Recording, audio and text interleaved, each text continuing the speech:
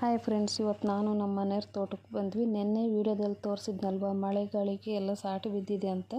ನೋಡಿ, ಇವತ್ತೆಲ್ಲ ಕಟ್ತಾ ಇದ್ದಾರೆ ನಮ್ಮ ಮನೆಯವರು. ಅರ್ಧ ಆಗಿದೆ ಕಟ್ಟೋದು, ಇನ್ನೂ ಅರ್ಧ ಇದೆ ಕಟ್ಟೋದು. ನಾನು ಬಂದುಬಿಟ್ಟು ಹಂಗೆ ಹುಲ್ ಕೀಳೋಣ ಅಂತ ಹುಲ್ ಕೀಳ್ತಾ ಇದ್ದೆ. ಆ ಕಡೆ ಈ ಕಡೆ ತೋಟದ್ದು ಕಿತ್ತಿದ್ವಿ. ಇದು ಬದ ಅಂತ ಏನಿರುತ್ತೆ ಅದರದ್ದು ಕಿತ್ತಿರಲಿಲ್ಲ. ಬದುವಿನ ಮ್ಯಾಗದೆಲ್ಲ ಕೀಳೋಣ ಅಂತ ಕೀಳ್ತಾ ಇದ್ದೆ. ಮಳೆ ಬಂದಿರೋದ್ರಿಂದ ತುಂಬಾ ಹುಲ್ಲಾಗ್ಬಿಟ್ಟಿತ್ತು.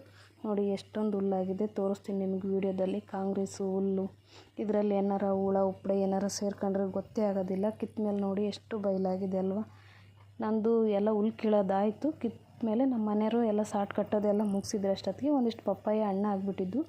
ಹಣ್ಣು ಕೆಡ್ಕೊಂಡು ಮನೆಗೆ ಹೋಗೋಣ ಅಂತ ಹೊರಟ್ವಿ. ಅಲ್ಲಿ ಒಂದಿಷ್ಟು ನೇರಳೆಹಣ್ಣೆಲ್ಲ ಹಣ್ಣಾಗಿಬಿಟ್ಟಿದ್ದು. ನೇರಳೆಹಣ್ಣು ಹರಿಸ್ಕೊಂಡು ನೋಡಿ, ಇಲ್ಲಿ ಹಲಸಿನ ಮೂಡೆ ಮರ ನೋಡಿ ಎಷ್ಟು ಚೆನ್ನಾಗಿ ಕಾಯಿ ಹಿಡ್ದಿದೆ. ಆದರೆ ಒಂದು ಹಣ್ಣಾಗಿಲ್ಲ, ಇನ್ನು ಎಲ್ಲ ಕಾಯಿದ್ವು.